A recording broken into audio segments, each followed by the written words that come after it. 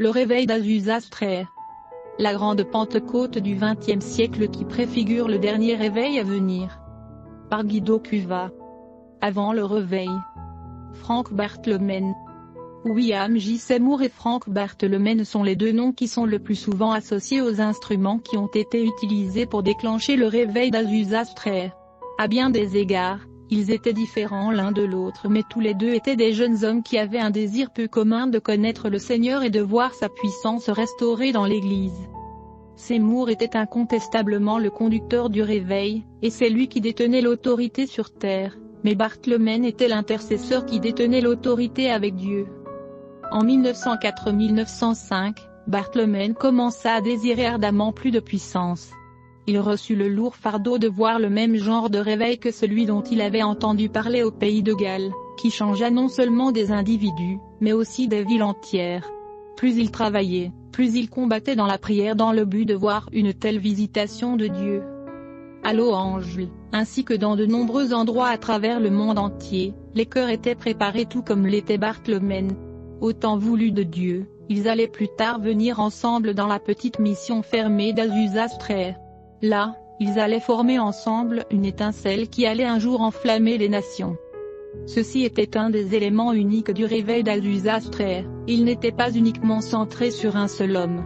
De même que Paul n'aurait pas pu être libéré dans son appel d'apôtre si Barnabas n'était pas venu le rejoindre, nos propres destinées dépendent souvent de notre humilité à chercher ceux auxquels nous avons besoin d'être joints en vue d'accomplir ses desseins.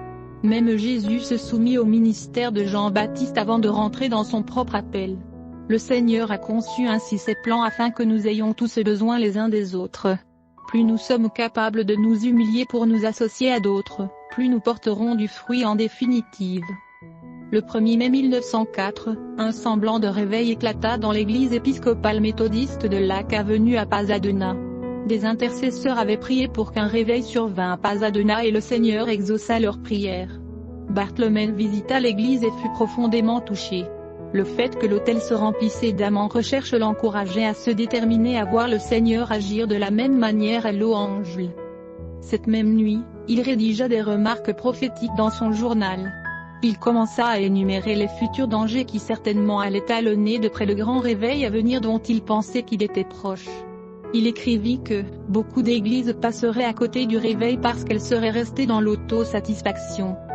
Leur succès ou leur échec en définitive, écrivait-il, dépendrait du fait qu'elles resteraient ou non suffisamment humbles pour rechercher la grâce de Dieu. » Il ressentait que si ceux qui seraient utilisés dans le réveil se laissaient emporter par le sentiment de leur propre importance, cette grande opportunité serait perdue. Bartlemen écrivit que « Dieu a toujours recherché un peuple humble. Il ne peut pas utiliser d'autre chose. La préparation du cœur dans l'humilité et la séparation sont toujours grandement nécessaires avant que Dieu ne puisse venir par la suite. La profondeur de n'importe quel réveil sera déterminée exactement par l'esprit de repentance qui est atteint. En fait, il s'agit là de la clé de tout réveil véritable né de Dieu. » Bartlemen lut ensuite le livre d'E.C.B. Shaw, de Grey Revival Illinois le grand réveil au pays de Galles, et le feu allumé dans son cœur ne pouvait plus se contenir. Délaissant sa profession séculière afin de se consacrer à plein temps au ministère, il en était arrivé à un stade où il devait soit périr, soit voir le réveil. Il en était si affamé qu'il perdait même son appétit. « L'homme ne vivra pas de pain seulement », déclarait-il à ceux qui se faisaient du souci pour lui. Dans son cœur, Bartlemen avait résolu qu'il était préférable pour lui de mourir que de manquer l'opportunité d'obtenir une grande visitation de Dieu. Il s'était abandonné si complètement au Seigneur qu'il n'avait rien d'autre sur quoi il pourrait se rabattre si Dieu n'agissait pas. Depuis qu'au commencement Jésus a appelé ses disciples, ainsi a été la nature des piliers sur lesquels il a bâti son Église. À longueur de journée, Bartlemen rendait visite aux gens, leur donnant la brochure de G. Campbell Morgan sur le réveil du pays de Galles. La brochure toucha profondément plusieurs autres personnes. Bartlemen fut en mesure d'inscrire certaines d'entre elles sur une liste pour qu'elles prient en faveur d'une puissante effusion de l'esprit sur la ville. Son attention se fixait si intensément sur la chose qu'il commençait à se réveiller au milieu de la nuit en élevant des louanges à Dieu. J'y allais maintenant jour et nuit, m'exhortant moi-même à avoir foi en Dieu pour voir des choses puissantes, écrivait Bartlemen dans son journal. L'esprit du réveil me consumait. L'esprit de prophétie venait sur moi avec force aussi. Il me semblait avoir reçu un don bien spécifique de foi pour le réveil. Nous étions à l'évidence au commencement de jours merveilleux à venir, et je prophétisais continuellement qu'une puissante effusion allait survenir. Les réunions n'avaient pas seulement lieu jour et nuit, mais souvent toute la nuit. Les gens avaient une passion presque incontrôlable pour le Seigneur, et cela continuait de se répandre. Un autre pasteur de louange, Joseph Small, commençait aussi à prophétiser des choses merveilleuses à venir, dont le retour rapide des dons apostoliques dans l'Église. Les gens commençaient à avoir le sentiment que Louange serait comme un type de Jérusalem, où l'Esprit était venu pour la première fois habiter dans les hommes. Peu avant juin 1905, les prières étaient passées de la prière en faveur d'un autre réveil tel que celui du pays de Galles à la prière en faveur d'une autre Pentecôte. Le 3 juillet 1905, Bartholomé et son partenaire de prière aimaient prier dans une salle à Pasadena lorsque le fardeau devint presque insupportable. Ils crièrent comme des femmes sur le point d'accoucher. Lorsque le fardeau se fut apaisé, ils s'assirent juste un moment, appréciant le calme qui les enveloppait. Soudain, le Seigneur Jésus se révéla à eux, se tenant debout entre eux deux. Ils n'osèrent pas bouger. L'amour les transperça et ils sentirent comme un feu brûlant les pénétrer. Bartholomé écrirait plus tard, « Mon être entier semblait s'écouler devant lui, comme de la cire en présence du feu. Je perdis toute conscience du temps et de l'espace, n'étant conscient que de sa merveilleuse présence. Je l'adorais à ses pieds. Cela me semblait être une véritable montagne de la transfiguration. Je me perdis dans l'esprit pur. Le Seigneur ne nous avait rien dit, mais il avait seulement envahi nos esprits de sa présence. Il était venu nous fortifier et nous assurer de son soutien. Nous savions maintenant que nous étions ouvriers avec lui, des canaux intimes de ses souffrances, dans le ministère d'enfantement des âmes. Un réel enfantement de l'âme est tout aussi réel dans l'esprit que les douleurs humaines de l'enfantement naturel. La similitude est presque parfaite dans sa similarité. Aucune âme n'a jamais été enfantée sans cela. Tous les véritables réveils du salut viennent de cette manière. À partir de ce moment-là, le fardeau d'intercession possédait à tel point Bartholomé qu'il jeûnait et priait si fréquemment que sa femme commença à nourrir des craintes au sujet de sa vie. En dépit de cela, il ne pouvait pas se laisser persuader de s'arrêter. Il avait l'impression d'être à Gethsémane avec le Seigneur. L'enfantement de son âme était si intense qu'il pensait qu'il risquait de mourir avant de voir l'exaucement de ses prières. Mais il poursuivit encore ses efforts malgré cela. Certains commençaient à croire que Bartholomé était en train de perdre la tête. Peu pouvaient comprendre ce qu'il traversait. Toutefois, ceci était l'intercession apostolique qui avait contraint Paul à risquer sa vie, à jeûner, prier et se consacrer à des veilles des nuits entières de prière, à être exposé aux coups, aux lapidations ou toutes les autres choses requises pour l'avancement de l'Évangile. Paul expliquait à tous ceux qui se préoccupaient de toutes les épreuves qu'il endurait, et ceux qui manquent aux souffrances de Christ, « Je l'achève en ma chair pour son corps, qui est l'Église » Colossiens 1h24. Ces paroles revenaient à l'esprit de Bartholomé ravivé de façon croissante. Aux yeux de l'homme neutre, une telle consécration radicale semble pure folie, mais elle est fondée sur les choses de l'esprit qu'une telle personne ne peut pas comprendre. Néanmoins, Bartholomé était profondément saisi par les paroles provocantes suivantes de Jésus, « Quiconque voudra sauver sa vie la perdra » Matthieu 16h25.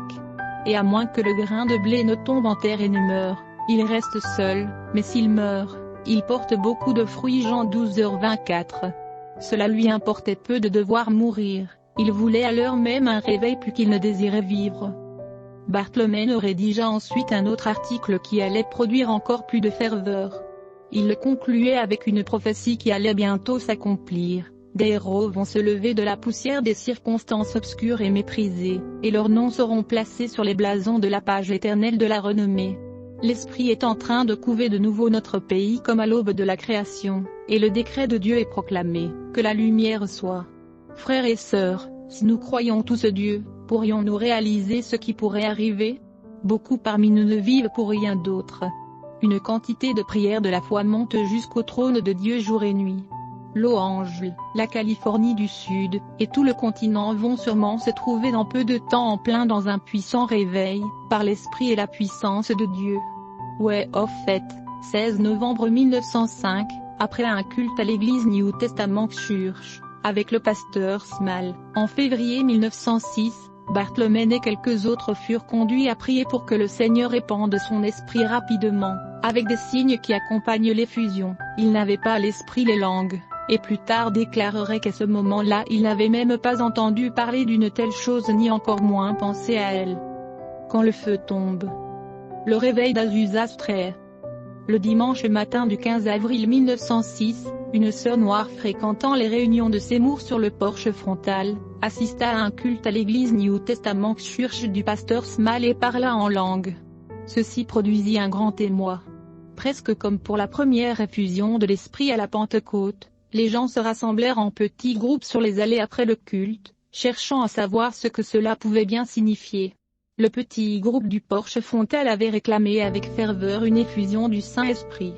Le 9 avril, l'Esprit était venu aux réunions du porche frontal d'une façon très similaire au jour originel de la Pentecôte. Quand Barthelmène en entendit parler ce dimanche matin-là, il se rendit immédiatement à ces réunions, où il trouva le Dieu Tout-Puissant à l'œuvre. Plus tard, il écrirait à propos de ce jour-là. Nous avions prié pendant de nombreux mois afin d'obtenir la victoire. Jésus maintenant montrait de nouveau qu'il est vivant à un grand nombre. Les pionniers avaient effectué une percée permettant à la multitude de suivre. Il y avait un esprit général d'humilité manifesté lors de la réunion. Ils étaient transportés avec Dieu. À l'évidence, le Seigneur avait trouvé la petite compagnie enfin, en dehors comme toujours, à travers laquelle il pouvait faire son chemin. Dieu n'avait pas établi une mission instituée où ceci aurait pu être accompli. Ils étaient entre les mains des hommes, l'esprit ne pouvait pas œuvrer. D'autres bien plus prétentieux avaient échoué. Ce que l'homme estime avait été une fois de plus contourné et l'esprit enfanté de nouveau dans une humble étable en dehors des établissements ecclésiastiques. Comme pour la plupart des grands mouvements de Dieu dans l'histoire, quand le réveil de Pentecôte démarra, très peu comprirent la véritable signification de ce qui se passait, peu même parmi ceux qui avaient été utilisés pour prophétiser sa venue. Il ne commença pas comme un mouvement de foule, mais comme une petite réunion de prière. Ceci indique une partie de l'émerveillement et de la grandeur du fait d'être chrétien. Lorsque vous êtes en relation avec le Dieu Tout-Puissant, celui qui a créé le monde par une parole, tout ce qu'il décide de toucher par son souffle peut avoir des conséquences bien au-delà de la compréhension humaine. Parce qu'il est Dieu, il peut prendre en main la réunion de prière la plus humble et l'utiliser pour remuer le monde entier. Parce qu'il se plaît à utiliser les humbles, les faibles et même les fous, la plus humble réunion de prière peut avoir des conséquences historiques. Néanmoins, le Seigneur accomplit généralement de telles choses uniquement après une période de préparation. Lors du réveil d'Azusa Street, il utilisa des hommes et des femmes qui, comme Frank Barthelmène, avaient une telle passion pour le Seigneur et ses desseins qu'il la communiquait aux autres. Quand le feu fut finalement allumé, il enjamba rapidement toutes les barrières imposées par les hommes et se déplaça par-delà du contrôle humain. Tout pionnier qui a été utilisé par Dieu pour engendrer de grandes avancées spirituelles et, du moins au début, apparut imprudent et dangereux pour l'Église dans laquelle il avait été envoyé pour la réveiller. Barthelmène et Seymour n'étaient pas des exceptions à la règle. Tout ce qu'ils désiraient, c'était simplement Dieu et ils le voulaient si ardemment qu'ils ne se souciaient pas de ce que personne pouvait penser à ce sujet. Ils ne pouvaient pas vivre à l'intérieur des limites de leur temps, et c'est ainsi qu'ils furent utilisés pour repousser ces limites. Leur abandon spirituel servit au bénéfice de millions démultipliés de gens qui allaient suivre. La petite réunion de prière de Seymour dut déménager du porche frontal de Bonnie Brae Street pour s'installer au 312, Azusa Street à cause du nombre croissant de visiteurs. Là, ils avaient loué un vieux bâtiment qui avait été autrefois une église méthodiste située au centre de la ville, mais devenu alors depuis longtemps inutilisable pour des réunions. Il était devenu un réceptacle de bois de charpente, de plâtre, etc. Ils avaient fait suffisamment de place sur la poussière et les débris environnants pour pouvoir poser quelques planches au-dessus de tonneaux vides à clous, avec assez de sièges pour asseoir 30 personnes. Ceux-ci étaient disposés sur une surface carrée face à face l'un de l'autre. Le bruit courut comme un feu dans du bois sec à propos de ce qui était arrivé au petit groupe de prière de Seymour. Ceci fut probablement causé par le remarquable ministère de Frank Barthelmène qui avait écrit une flopée d'articles et de tracts et qui s'était constamment déplacé dans les environs de la ville pour exhorter les églises et les groupes de prière à rechercher le Seigneur en vue d'un réveil. Ils aspiraient à voir le Seigneur accomplir à Los Angeles ce qu'il avait récemment fait au pays de Galles. Au bout d'un moment, Barthelmess commençait à ressentir que ce qui allait survenir à Los Angeles serait différent de ce qui avait eu lieu au pays de Galles, et il commença à prophétiser la venue d'une autre Pentecôte. Le zèle de Barthelmess pour le Seigneur à ce moment-là était si grand que sa femme et ses amis commencèrent à éprouver une certaine crainte qu'il ne meure. Il manquait tant d'heures de sommeil et un si grand nombre de repas dans le but de prier qu'il ne pensait pas qu'il pourrait tenir beaucoup plus longtemps. Sa réponse à leurs supplications à se modérer était qu'il préférait mourir plutôt que de ne pas voir le réveil. Là où est l'esprit, là est la liberté. Il y a un autre aspect du remarquable leadership de Seymour à Azusa. C'était sa capacité à discerner et à faire confiance au leadership du Saint-Esprit, et à lui donner la liberté qu'il réclame, si nous voulons connaître sa plénitude. En dépit de pressions pratiquement constantes de la part de responsables d'églises internationalement réputés, qui venaient du monde entier pour imposer ce qu'ils percevaient comme devant être l'ordre nécessaire et la direction du réveil, pendant plus de 2 ans, Seymour tint fermement le cap et permit au Saint-Esprit d'agir dans ses propres et souvent mystérieuses voies. Comme Evan Robert qui, au même moment était à la tête du grand réveil gallois, la plus grande qualité de Seymour dans le leadership était sa capacité à suivre le Saint-Esprit. Seymour et Robert croyaient que le Saint-Esprit avait besoin de liberté pour agir dans toute personne de son choix, et non seulement parmi l'équipe dirigeante. Ils se résolurent tous les deux à permettre à n'importe qui d'être utilisé par le Seigneur, y compris même les plus humbles croyants. Ceci amenait quelquefois l'embarras, mais le plus souvent, cela permettait au Saint-Esprit d'accomplir des choses merveilleuses parmi eux. Si nous désirons réellement le Saint-Esprit au milieu de nous, nous devons lui permettre d'être le conducteur. Il est, après tout, Dieu. Les dirigeants du réveil d'Azusa. Le frère Seymour était reconnu comme le conducteur nominal en charge. Mais nous n'avions ni pape, ni hiérarchie. Nous étions frères. Nous n'avions aucun programme humain. Le Seigneur lui-même dirigeait. Nous n'avions pas de classe de prêtres, ni de prêtres de profession. Ces choses sont rentrées plus tard, avec l'apostasie du mouvement. Nous n'avions même pas de plateforme, ni de chair au début. Tous étaient au même niveau. Ces ministères étaient des serviteurs, d'après la véritable signification du terme.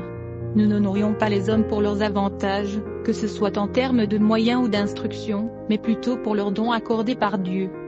Le frère Seymour s'asseyait généralement derrière 2 boîtes de chaussures vides, l'une placée au-dessus de l'autre.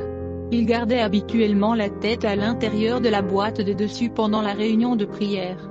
Il n'y avait pas la moindre trace d'orgueil là-bas. Les réunions. Nous citions Frank Barthelmess.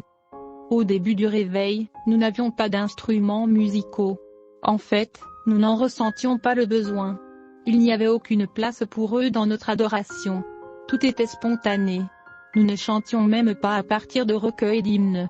Tous les anciens hymnes bien connus étaient chantés de mémoire, ravivés par l'Esprit de Dieu. Le Consolateur est venu était probablement l'un des plus fréquemment chantés. Nous le chantions à partir d'une fraîche et puissante expérience du cœur. Oh, comme la puissance de Dieu nous remplissait et nous faisait trembler. Les chants relatifs au sang étaient alors très populaires. La vie est dans le sang, le Sinaï, le Calvaire et la Pentecôte, tous étaient à leur bonne place dans l'œuvre d'Azusa. Mais le cantique nouveau était tout à fait différent, et n'était pas de composition humaine. Il ne pouvait pas être contrefait. La couronne ne peut pas imiter la colombe. L'esprit des chants donnés par Dieu au début d'Azusa était comme la harpe éolienne dans sa spontanéité et sa douceur. En fait, c'était le souffle même de Dieu qui jouait sur les cordes du cœur humain, ou les cordes vocales humaines. Les notes étaient magnifiques en douceur, volume et durée. En fait, elles étaient résolument humainement impossibles. C'étaient des chants de l'esprit. C'était un don de Dieu de qualité supérieure et il apparut parmi nous après le début de l'œuvre d'Azusa. Personne ne l'avait prêché. Le Seigneur nous l'avait souverainement accordé avec l'effusion du résidu d'huile, le baptême du Saint-Esprit de la pluie de l'arrière-saison. Il était exercé, lorsque le Saint-Esprit touchait ceux qui possédaient ce don, soit en mode solo, soit collectivement. Il était quelquefois sans parole, d'autres fois en langue. L'effet était merveilleux sur les gens. Il amenait une atmosphère céleste, comme si les anges eux-mêmes étaient présents et se joignaient à nous. Et il est possible qu'ils fussent présents. Quelqu'un a dit que chaque réveil fraîchement suscité amène sa propre hymnologie. Ce fut certainement le cas pour celui-ci. Les réunions se succédaient presque en continu. Les âmes en recherche pouvaient se trouver sous la puissance pratiquement à toute heure, nuit et jour. Le lieu n'était jamais ni fermé, ni vide. Les gens venaient rencontrer Dieu. Il était toujours là. D'où les réunions en continu. La réunion ne dépendait pas du conducteur humain. La présence de Dieu devenait de plus en plus merveilleuse. Dans ce vieux bâtiment avec ses chevrons et ses sols nus, Dieu mettait des hommes et des femmes forts en pièces et les reconstruisait ensemble pour sa gloire. C'était un formidable processus de révision. L'orgueil et la présomption, l'importance de l'ego et l'estime de soi ne pouvaient pas survivre là-bas. L'ego religieux proclamait son propre enterrement. Aucun sujet ou sermon n'était annoncé à l'avance, et on ne prévoyait pas à l'avance les orateurs pour une telle heure. Personne ne savait ce qui pourrait venir, ce que Dieu ferait. Tout était spontané, selon l'ordre de l'Esprit. Nous voulions entendre Dieu parler, quelle que fût la personne qui l'utilisait pour parler. Nous étions délivrés immédiatement là-bas du hiérarchisme et de l'abus ecclésiastique. Nous désirions Dieu. Quand nous atteignions la première fois la réunion, nous évitions autant que possible les salutations et les contacts humains. Nous désirions rencontrer Dieu en premier. Nous mettions la tête sous un banc quelconque situé dans un coin et nous nous plongions dans la prière, et rencontrions les hommes uniquement par l'Esprit. Les réunions commençaient d'elles-mêmes, spontanément, par des témoignages, la louange et l'adoration. Les témoignages n'étaient jamais soutirés précipitamment par des appels comme pour un moment de distraction. Nous n'avions aucun programme préétabli qu'il fallait à tout prix suivre dans un temps imparti. Notre temps était celui du Seigneur. Nous avions des témoignages réels, provenant d'expériences du cœur toutes fraîches. Sinon, plus courts étaient les témoignages, mieux c'était. Il était possible qu'une douzaine de personnes se tiennent d'un coup sur leurs pieds, tremblant sous la grandiose puissance de Dieu. Nous n'avions pas à attendre un signal venant d'un certain responsable pour intervenir. Et nous étions libres de l'iniquité. Nous étions exclusivement concentrés sur Dieu dans la prière lors des réunions, nos pensées étaient centrées sur lui, le Seigneur pouvait se saisir de n'importe qui. Nous prions pour cela continuellement. Quelqu'un se levait alors loin pour donner le message. Tous semblaient reconnaître ce fait et lui laisser libre cours. Cela pouvait être un enfant, une femme ou un homme. Cela pouvait venir du siège du fond de la pièce, ou de l'avant. Il n'y avait aucune différence. Nous nous réjouissions de ce que Dieu était à l'œuvre. Personne ne voulait paraître. Nous pensions uniquement à obéir à Dieu. En fait, il y avait une atmosphère divine là-bas qui empêchait quiconque hormis un fou de tenter de se mettre en avant sans la réelle onction. Et ceci ne dura pas bien longtemps. Les réunions étaient contrôlées par l'Esprit, depuis le trône. Quelqu'un était peut-être en train de parler. Soudainement l'Esprit descendait sur l'assemblée. Dieu lui-même appelait à venir à l'autel. Les hommes tombaient partout dans la maison, comme les morts dans une bataille, ou accouraient vers l'autel en foule, pour chercher Dieu. La scène ressemblait souvent à une forêt peuplée d'arbres arrachés. Une telle scène ne peut pas être imitée. Dans ces premiers jours, je n'ai jamais vu d'appel donné à venir à l'autel. À cette époque, l'appel venait de Dieu lui-même. Et le prédicateur savait quand il lui fallait terminer. Quand il parlait, nous obéissions tous. Cela semblait être quelque chose d'effroyable que d'entraver ou d'attrister l'esprit. Le lieu entier était rempli de prières. Dieu était dans son saint temple. C'était l'homme qui devait garder silence. La gloire Shekinah reposait dans ce lieu. En fait, certains affirment avoir vu la gloire pendant la nuit au-dessus du bâtiment. Je n'en doute pas. Je me suis plus d'une fois arrêté entre deux immeubles du lieu pour prier afin d'être fortifié avant d'oser continuer mon chemin. La présence de Dieu était si réelle. Nous avons vu un certain nombre de choses magnifiques en ces jours-là. Même des hommes très bons en venaient à s'abeurer dans la lumière plus claire de Dieu. Les prédicateurs mouraient les plus radicalement. Ils avaient tant de choses auxquelles il leur fallait mourir. Tant de réputation et de bonnes œuvres. Mais quand Dieu venait à bout d'eux, il tournait allègrement une nouvelle page et un nouveau chapitre. Il y avait une raison qui expliquait qu'il luttait de façon si acharnée. La mort n'est pas du tout une expérience agréable. Tous les hommes forts mouraient radicalement. Fin de la citation. Ansel Post, un prédicateur baptiste, lors d'une réunion à Azusa, écrivait à propos de cette expérience de Pentecôte. Aussi soudainement qu'au jour de la Pentecôte, Alors que j'étais assis à environ 3,5 mètres, juste devant l'orateur, le Saint-Esprit descendit sur moi et me remplit littéralement. Il me semblait être surélevé, car j'étais en l'air un moment, criant « Loué soit Dieu », et instantanément je commençais à parler dans une autre langue. Je n'aurais pas pu être plus surpris que si au même moment quelqu'un m'avait tendu $1 million. Opposition. Barthelmen écrivait le 1er août 1906. La Pentecôte est venue à Los Angeles, la Jérusalem des États-Unis. On peut trouver à Los Angeles toutes les sectes, tous les credos et toutes les doctrines qui existent sous le ciel, ainsi que toutes les nations représentées. De nombreuses fois, j'ai été tenté de me demander si mes forces tiendraient jusqu'au bout pour la voir. Le fardeau de prière a été très lourd, les hommes ont maintenant l'âme troublée partout, et le réveil avec ces phénomènes inhabituels est le thème de conversation à l'ordre du jour. Il se manifeste ainsi une terrible opposition. Les journaux locaux s'enveniment et sont particulièrement injustes et partiaux dans leurs affirmations. Les pseudo-systèmes religieux nous livrent une bataille féroce également. Mais la grêle emportera le refuge des mensonges. Un flot purificateur est en train de couler à travers la ville. La parole de Dieu prévaut. La persécution est forte. Déjà la police a été appelée pour mettre fin aux réunions. L'œuvre a été grandement entravée par les esprits fanatiques qui remplissent en trop grand nombre la ville. Les réunions brassent les foules. Il y a une grande excitation parmi les gens non spirituels et les perdus. Les démons sont chassés, les malades guéris, beaucoup sont sauvés avec de grandes bénédictions, restaurés et baptisés du Saint-Esprit et de puissance. Les héros se développent, les faibles deviennent forts dans le Seigneur. Les cœurs des hommes sont sondés, c'est un temps terrible où chacun passe au tamis, non seulement au niveau des actions mais aussi au niveau des motivations intérieures et secrètes. Personne ne peut échapper au regard tout pénétrant de Dieu. Jésus est élevé, le sang mis à l'honneur et le Saint-Esprit honoré une fois de plus. Une grande puissance se manifeste, étendant les gens à terre comme morts. Et c'est là la principale cause de résistance de la part de ceux qui refusent d'obéir. C'est toute une affaire en réalité. Des hommes forts sont allongés par terre pendant des heures sous la forte puissance de Dieu, fauchés comme l'herbe. Le réveil sera un réveil mondial, il n'en fait aucun doute. Fin de la citation.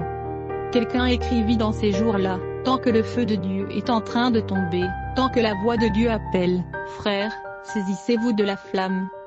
Barthelmen écrivit. Des milliers sont ici venant de toute l'Union et de nombreuses parties du monde. Ceux-ci vont répandre le feu jusqu'aux extrémités de la terre. Le zèle missionnaire est dans sa blanche chaleur. Les dons de l'Esprit sont donnés. Certainement que nous sommes dans les jours de la restauration, les derniers jours, des jours merveilleux, des jours glorieux. Nous nous rappelons l'appel que lança Spurgeon sur son lit de mort. La présence de Dieu dans l'Église mettra un terme à l'infidélité. Les hommes ne douteront pas de sa parole quand ils sentiront son esprit. Pour des milliers de raisons, nous avons besoin que Yahvé rentre dans le camp, comme autrefois il a visité et délivré son peuple de l'esclavage en Égypte. À mesure que le réveil progressait, le centre des phénomènes du réveil se déplaçait de lieu en lieu, d'église en église, et fut de nombreuses fois à plus d'un endroit en même temps. Voici ce qui arriva à Barthelmen lorsqu'il conduisait le réveil dans la mission Little Alley Mission à Pasadena. À cette époque, je me rendis un soir à la mission Little Alley Mission à Pasadena. J'eus un très lourd fardeau de prière pendant la réunion. Il y avait une jeune femme, un ancien officier volontaire, là, qui avait été rétrograde pendant plusieurs années. Dieu déposa dans mon cœur un lourd fardeau à son sujet et je sentais qu'elle devait être sauvée cette nuit même. La réunion était sur le point de s'achever mais elle restait toujours insensible. Il était 23 heures passées. J'allais lui parler et l'avertis que ce pourrait être sa dernière chance.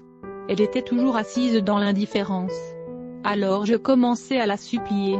Les gens exprimèrent leur désapprobation alors que je la pressais de prendre une décision. Ils pensaient que j'allais trop loin. Mais une agonie de prière était sur moi concernant son âme. Je dus résister à l'opposition de la plupart des autres ouvriers, ainsi que de l'ennemi. Durant 1 heure complète, je combattis ainsi pratiquement seul. À certains moments, j'étais repoussé par le conflit inégal et fus même tenté de penser que je devais m'être trompé en ce qui concernait la pensée de Dieu. Finalement, je tombai au sol sous le poids d'un réel enfantement de l'âme en sa faveur. Ce fut la crise. Ma vie semblait presque sortir de moi, en faisant éclater ma poitrine. Cette sorte de prière coûte. Alors immédiatement, le fardeau me quitta, il tomba sur elle, la conviction la saisit. Elle tomba au sol comme si on avait tiré un coup sur elle et elle commença à pleurer dans une agonie de l'âme. Et ainsi pendant presque 3 heures, elle lutta et fit son chemin en pleurant, avec un cœur brisé, jusqu'au calvaire et la restauration. Il était environ 3 heures du matin quand elle se releva, avec le rayonnement même d'un ange sur son visage, dans une parfaite victoire. Cela avait payé de se cramponner à Dieu et d'obéir à mes convictions, d'être obéissant à l'Esprit. Cette sœur plus tard reçut un ministère d'intercession, et fut utilisée par Dieu d'une façon merveilleuse dans son âme et dans le travail d'enfantement durant les réunions. Une nuit, il ne restait après la réunion que 2 dames avec Barthelmène. L'une d'elles était la dame de l'incident mentionné plus haut. Tout le monde avait quitté le bâtiment excepté ces 3. Ils ressentaient tous un esprit de prière les saisir et ils intercédèrent pour les perdus. Alors qu'ils intercédaient ainsi, un gang d'hommes durs entra dans le bâtiment et se retourna presque de façon démoniaque contre eux. L'esprit avertit Barthelmène 3 fois que sa vie était en danger. Le gang était dirigé par un Allemand, un athée très méchant. Le gang commença à attaquer physiquement le groupe des 3. Finalement, l'un d'entre eux plus audacieux que le reste me saisit par l'épaule et me commanda de me lever et d'arrêter de prier. Je ne lui opposai aucune résistance mais levai les mains et invoquai Dieu. L'esprit du martyr était sur moi. Je ne ressentais aucune crainte. L'instant d'après, à ma surprise, mon assaillant s'immobilisa après quelques pas, se jeta à genoux et commença à me supplier de prier pour lui. Il était allé trop loin. Dieu l'avait frappé. Malheureusement, l'attaquant et le reste du gang se débrouillèrent pour repousser la conviction et ensuite 2 d'entre eux se saisirent de l'une des sœurs. Elle leva les mains et cria victoire. La puissance de Dieu tomba sur elle. La crainte tomba de nouveau sur le gang et ils la laissèrent. Mais de nouveau, ils se remirent du sentiment de crainte et poursuivirent les 3 chrétiens de leurs assauts. Finalement Barthelmène réussit à emmener à l'extérieur la bande d'émeutiers, les faisant traverser tout le bâtiment, et referma les portes derrière eux quand ils furent tous à l'extérieur. Et même, il serra la main des 2 premiers caïds qu'il rencontra, s'échappa du leader, et passa au milieu d'eux sans une égratignure, par la miséricorde de Dieu. Il ne pouvait pas me toucher. Le gang s'était moqué de nos larmes et de nos prières pour eux cette nuit-là. Mais ce n'était pas de nous qu'ils s'étaient moqués mais de Christ. Je n'avais jamais vu auparavant une telle audace, et j'avais le sentiment qu'il se pourrait bien qu'ils paient pour cela. Certains avaient des parents chrétiens également, et savaient mieux. Quelque temps à peine après cela, plusieurs de ces mêmes jeunes hommes expérimentèrent une mort soudaine, non naturelle et horrible. L'un d'eux eut la tête coupée par un train, alors qu'il était en mobilette. Un autre fut brûlé jusqu'aux cendres, par un fil électrique. Un troisième se brûla à mort avec de l'essence.